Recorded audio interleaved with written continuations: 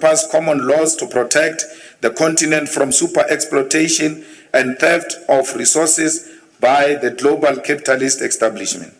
While we are committed to Pan-Africanism, we have realized that many companies and businesses in South Africa, particularly in the hospitality and agricultural industry, employ our African brothers and sisters from other parts of the African continent so that they can exploit them and not protect their labor rights.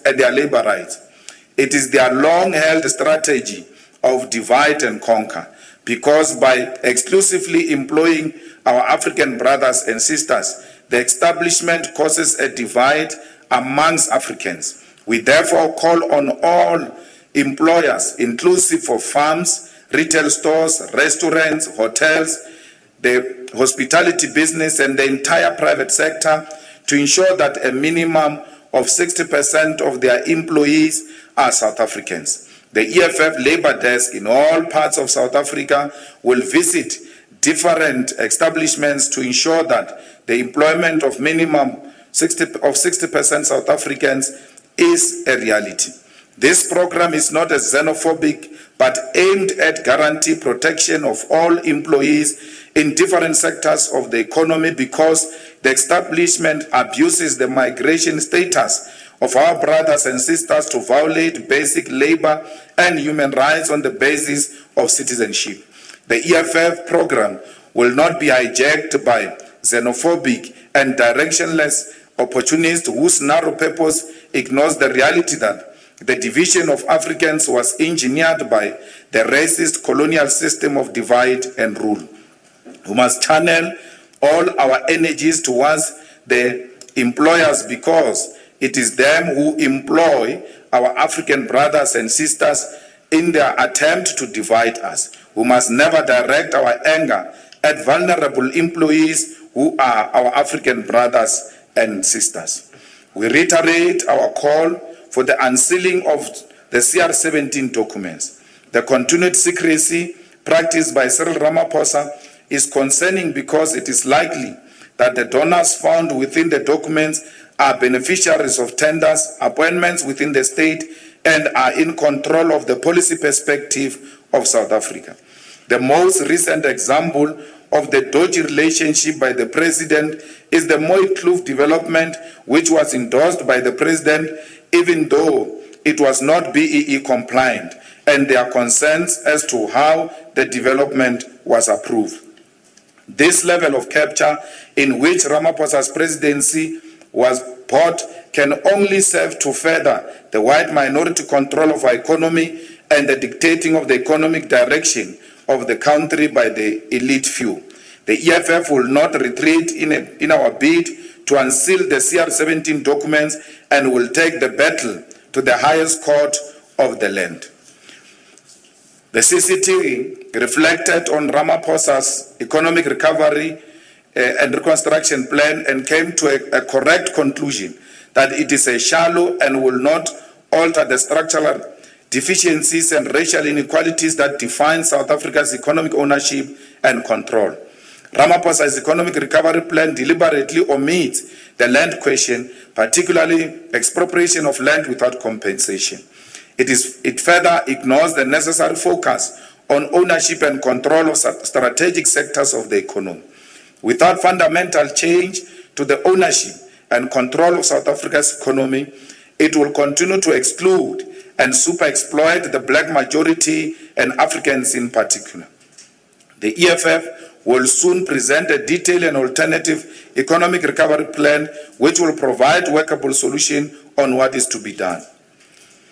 In the build-up to the local government elections, all EFF regions must hold Regional People's Assembly before the end of March 2021. Regions that will be permitted to hold the RPAs are strictly those who will have launched EFF branches in minimum of 90% of wards in the respective regions. The Secretary General will send the guidelines on all structures on process that must be pursued and adhered to towards the Regional People's Assembly. We call on all genuine members of the EFF to exercise maximum discipline in the build-up to and during RPAs. A special National Disciplinary Committee has been set up to deal with the breaches relating to the upcoming regional people's assemblies. Any member of the EFF who engages in disruptive and fraudulent conduct towards and during the RPAs will be swiftly and decisively dealt with. EFF remains the only hope for the hopeless masses and the only weapon in the hands of the oppressed and exploited masses of our people. It is on this basis that we will do everything in our power to protect and defend the integrity of our organization and will not allow opportunities to disrupt its proper functioning. No member of the EFF is entitled to any leadership position. It is the sole prerogative of members of the democratically elected, their leaders, and no one shall impose themselves into the leadership without the approval of the members. The EFF condemns the Nigerian government's violence against its own citizens and calls for decisive condemnation of this violent act by the African Union. We also condemn the killing of children in Cameroon, which continue to be led by the illegitimate puppet of France, Paul Biya, who has been president since 1982. All Africans must reject and disassociate from state-sponsored violence like it's happening in Nigeria and Cameroon. The youth of Nigeria must not retreat in their militancy and must fight until victory. The people of Cameroon must rise against the puppet regime of Paul Biya and usher in a dispensation that will respect all people of Cameroon, including those that come from Ambazonia. We call for maximum stability in Zimbabwe and condemn the Zimbabwean government's continued mistreatment of its people. We are concerned about Zimbabwe because it is dismally failing to regain stability and cannot even re-establish its currency and monetary system. We demand a stable government in Zimbabwe which respects all its citizens and work collectively to revive its economy, provide jobs for the people of Zimbabwe, and defeat poverty. We do not have any expectation on the USA elections because whoever wins will continue with the same US agenda which has no respect for other people in the world. Whoever wins elections in the US will continue with militarism, establishment and sustenance of military bases in different parts of the world, and imperialism which does not respect other people's lives and freedom. We call on the people of South Africa to exercise maximum caution and protective measures against the coronavirus. The reality is that there is still no cure and no vaccine for corona, and the most dependable measure to limit its rapid spread is social distancing, wearing of masks, and recurrent hygiene practice, which include washing of hands. The people of South Africa must stop behaving as if corona is gone. It is still here, and the second wave of infection will kill a lot of people. We must stay safe and always protect our health. Lastly, we congratulate Shudufadzo Musida for being crowned Miss South Africa 2020. What is inspiring about Shudufadzo Musida is the fact that she comes from a village in the rural areas of Limpopo where there are very little opportunities. Despite this, our Miss South Africa 2020 is not just beautiful, she also cherishes education. She holds a Bachelor of Social Sciences degree in philosophy, politics and economics from the University of Pretoria and currently enrolled for an honors degree in international relations at Wits University. We wish her well. Thank you very much. Thank you very much, Commander-in-Chief. We'll now take hands. For those journalists who are not here, the WhatsApp group, the EFF media group is open. It's the WhatsApp group, they know it. They can send their questions there. But we'll start with the questions in the room. We'll give you a chance to send your questions in the WhatsApp group. Okay, let's just follow the row. You just go this way.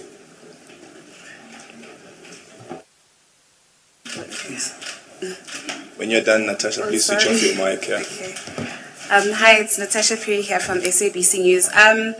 Mr. Malema, you just spoke of the second wave of coronavirus infections, and we've heard medical experts and warning of a second wave, another return of coronavirus infections. Seeing what we saw over the weekend, where authorities had to close in on nightclubs that were operating beyond the curfew time and people not social distancing, would you say that nightclubs must now be closed and, restaurants? Second question, you're appearing in court on the 28th and the 29th this week. You vowed to bring Johannesburg to a standstill. But seeing that Johannesburg is an economic hub of, the country, are you not worried about the economic implications of this, seeing that people also, our economy is still recovering from COVID-19? Bongile Dumako, SABC News. Good afternoon. I just want to find out, Natasha partially covered me on the coronavirus part, but the other weekend when you guys were in Senegal, talking about social distancing and wearing of masks and all of those things, with your members that were flocking into Senegal, we didn't see that much of social distancing happening.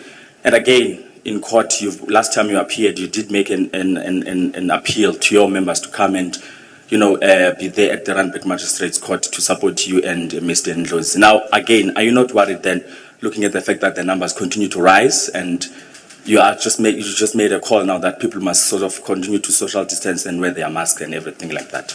And then number two, I wanted to find out, it's kind of slipped my mind now, I wanted to find out then, again, when you were in court the last time in Randburg, you did make mention of the fact that the policeman in question, if I'm not mistaken, his name is Johannes Venter, needs to apologize to you, and of course the state needs to apologize to you for what happened to the both of you, and as Mr. Ndlozi. Why on earth would you want to see the state apologizing to you? If you could be able to expand on that a bit and tell us really the reasons behind your having felt that you needed to be, offered an apology. Thank you.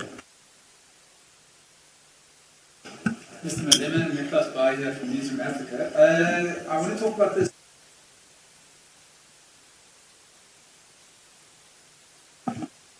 Thanks. Mr. Malema, Nicholas Bayer here from Newsroom Africa. I want to find out from you the Commission of Inquiry into the working and living conditions of farm workers. Will that include the terms of reference that you're going to ask for? Will it include looking into rural safety and rural safety completely in rural areas? I'd also like to find out if you can extrapolate on Peter Ketse and Fani Mokoena, their resignations from Parliament that had to do with their own personal reasons, if the politics were involved in any way, shape or form. And humour me for this last one. I mean, journalists are surely allowed a life after journalism. Once upon a time, you were comrades with a guy called Pule Mabe, who was also a journalist like us once upon a time, very, very long ago. So is it just Simon Kokeli and Ranjani Munsami that you're referring to and that you are pouring scorn on? Or generally speaking, are we yesterday's children, journalists? Once we're here, we must stay in this profession. Thank you. Hi, Lisa Gatandra, News 24. Just a couple of questions from me, Mr. Malema. And the first question is around the standoff between the EFF and the ANC in Polokwane during the Section 25 hearings. I just wanted to find out what your reaction is, what the EFF, if the EFF at all discussed this. You speak of displaced anger towards vulnerable employees. I'm wondering if that at all is extended to ENCA reporters, especially given what happened during your Clicks protest. I remember speaking to the chair about it. And also, just two-pronged, I also want to find out if the apology by Dr. Ndlozi for his tweet around the treatment of women during that time, was it after discussions with the leadership, or what was your reaction to his tweet? My third question is, there's been a lot of rumor about the president addressing us this week because of the increase of COVID-19 cases.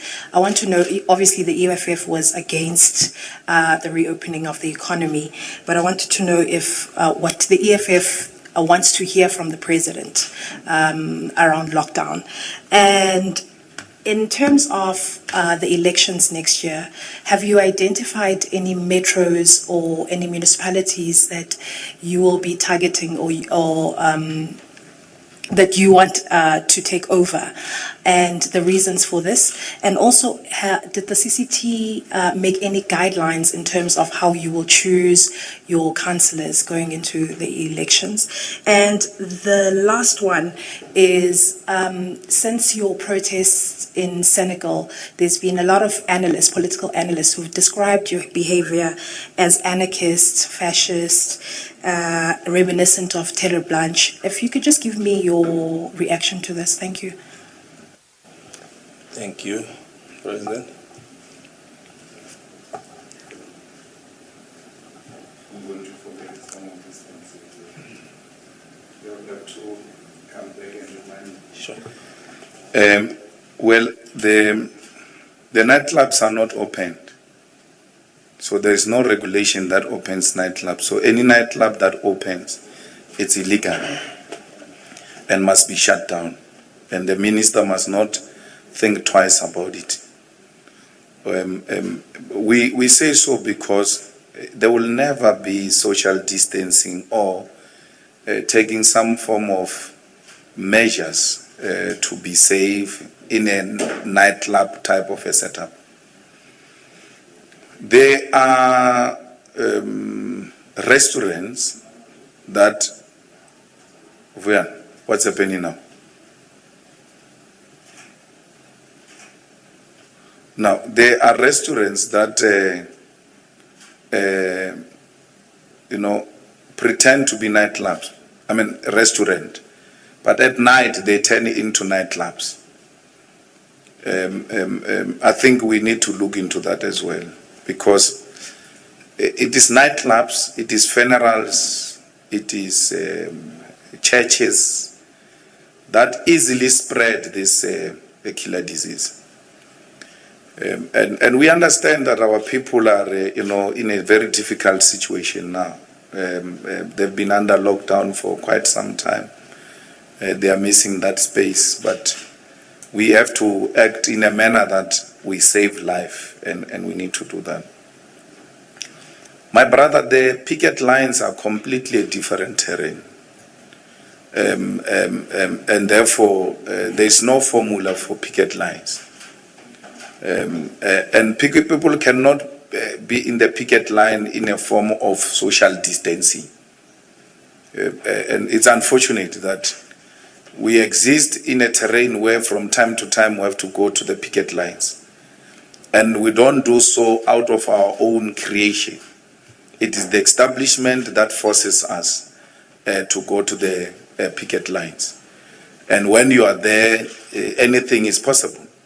We know very well that people have actually said it's difficult to run with masks. And at the picket lines, we are permanently running because we are protesting and all manner of things. So I won't promise that there will be any mask or any social distancing at the picket lines. It's practically impossible. And we're not going to sit back and allow the establishment to do as they wish, because there are regulations of social distancing and all manner of things. We are forced to come out of our houses. We are forced to compromise our safety measures, our health safety measures, because the establishment behaves in a manner that it must be confronted, and it is very unfortunate.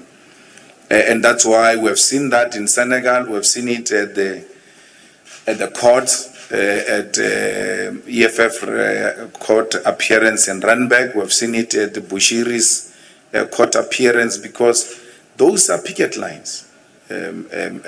People are angry, people are on the streets, and you can't be saying to them, no, be careful, when they are prepared to confront a gun, worse with a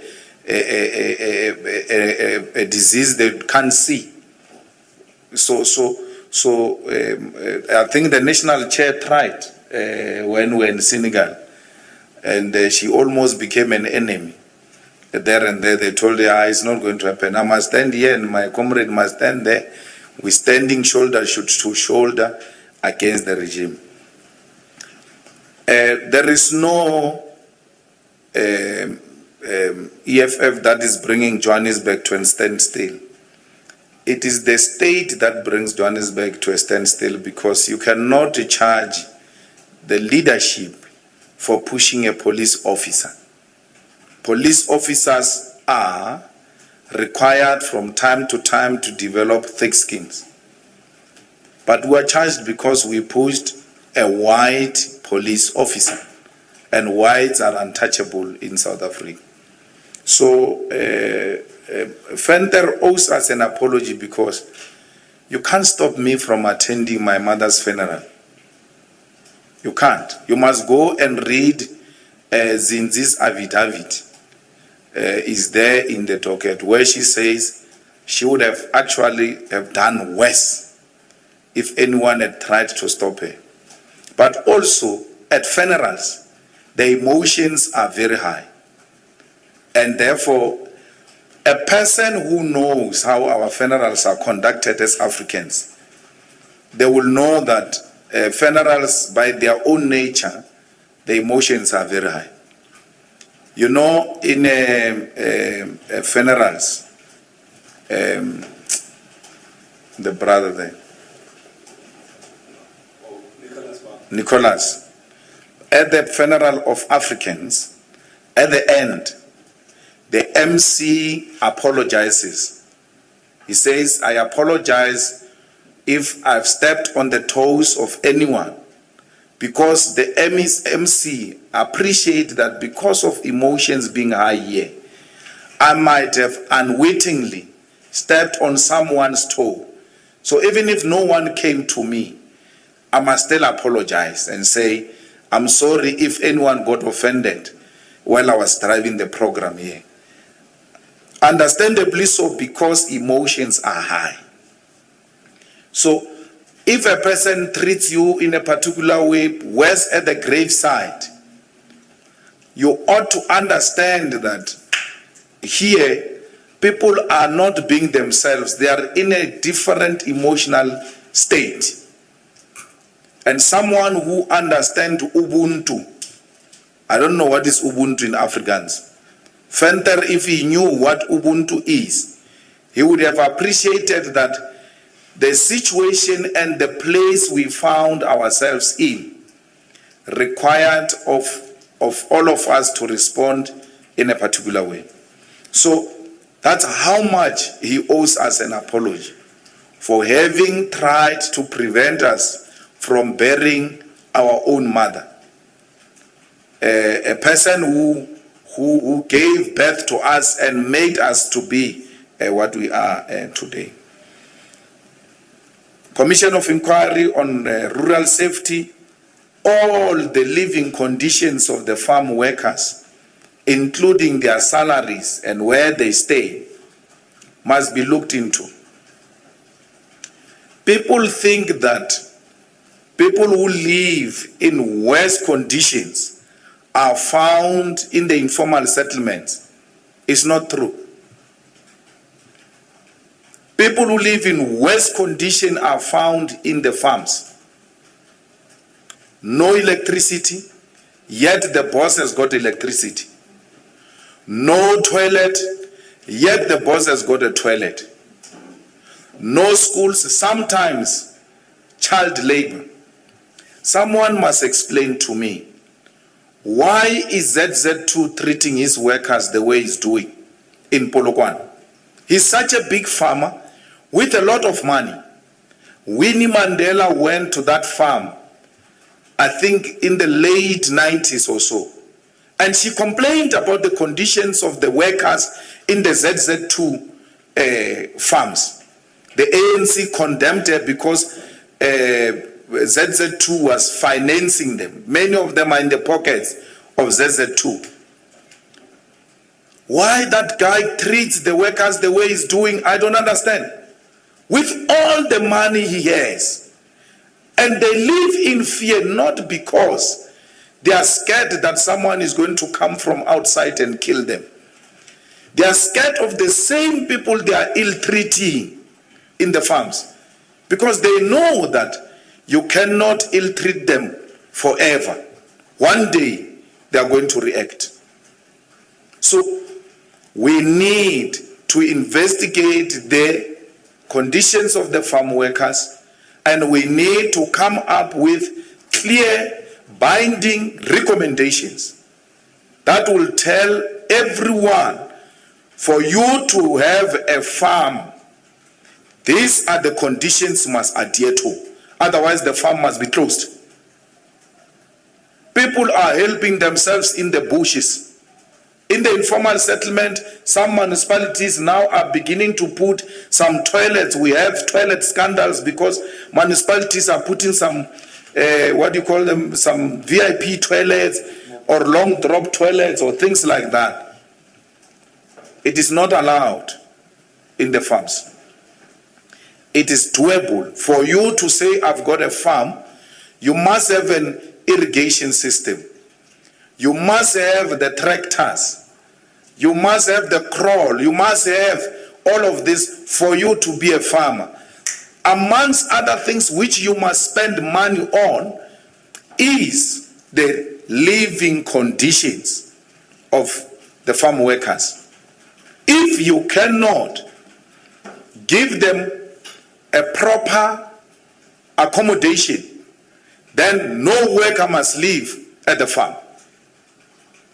Those farmers must be transported, they must stay in their own places. If you cannot provide clean water, what type of racism is this? What type of inhuman conduct is this? Where you sit with your wife and your children, drink water and have electricity 5-10 meters away from your house. There are people without water and they are not allowed to drink with you. That must be dealt with. It must be dealt with. Someone was saying to me, the big farmers know how to treat their farm workers. I said, that's nonsense. It's not true. They are big because they are the most exploiting people. One of the things we are going to be pushing a members' a private bill on is on the rental of farms by the previous owners of the same farms which were bought by government. It's not here in the statement. A very critical resolution we took, that once a government buys a farm for the community, if the community wants to rent the farm, can't rent it to the same, to the previous owner. There must be some, what do we call that? Period. Cooling off period. If you are the previous, how come we give the Malamala person 1 billion? He doesn't even move for 2 days. Nothing changes material. He remains in the same farm and then begins to pay the rent on the same farm. And before you know it, there are many CPAs. They sponsor parallel CPAs, they divide people, and then they say, no, I'm not paying that rental because I don't know which CPA, which one is which one. They sponsor divisions amongst African people in those farms, which were bought for communities by government. So we are saying we want to sponsor a member's private bill which makes it illegal for the same farmer to rent the farm that was bought from him by government. Peter Ketsi left Parliament on personal reasons, worse on health issues, which we are not in a position to disclose. Fana Mokoena is a member of the Central Command team. He was there yesterday. He got some lucrative international opportunity in his speciality, in his area of speciality, and he thought he needed to pursue a greener pasture.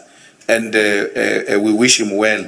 But he remains one of us. He was there yesterday, 2-3 days with us. You know,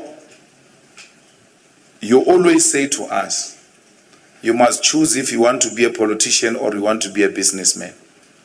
And then you come here and say, should we die journalists? You must choose.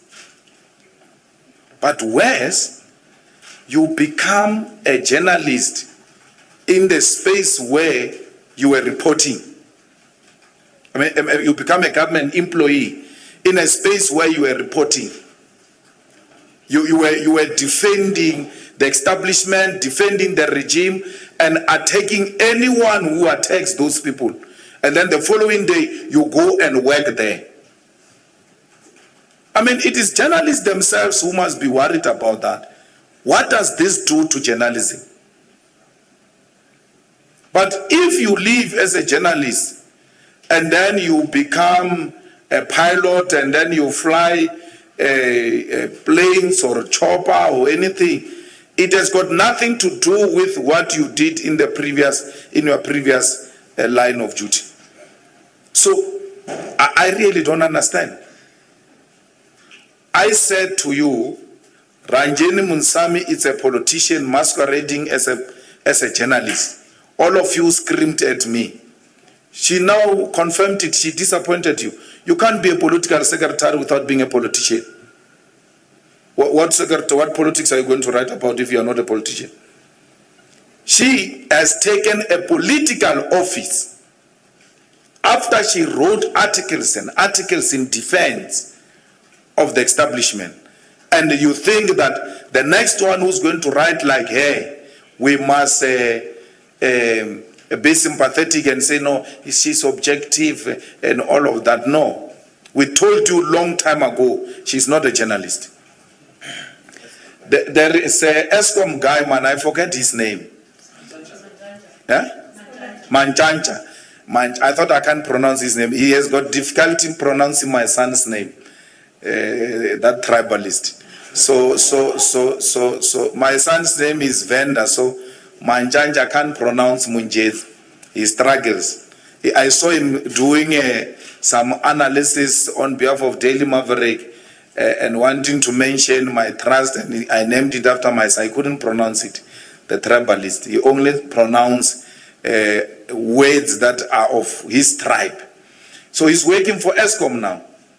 ESCOM falls under Pravin. He was using Daily Maverick to fight Pravin's battles. Mkokeli is there.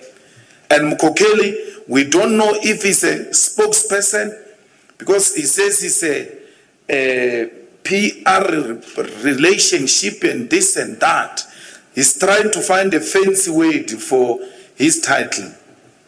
So those are the people who wrote about us in defense of Pravin. In defense of Pravin. You know, that lady who is working for Begitel, she's a journalist, right? But her field was not much more into these battles we're engaged in. So when you see her, you are like, maybe it's an upward mobility. But for a journalist who wrote and defended this man and did everything in her power to defend this man, goes immediately after defending to the man. Those were not articles. Those were job application forms. That was a CV. They were writing a CV. And now when we look at you guys, we like, is she writing a CV also, this one, or is she being genuine? Otherwise, we are going to see her tomorrow working from Balula. So, I mean, Pule Mabe grew up in politics, took career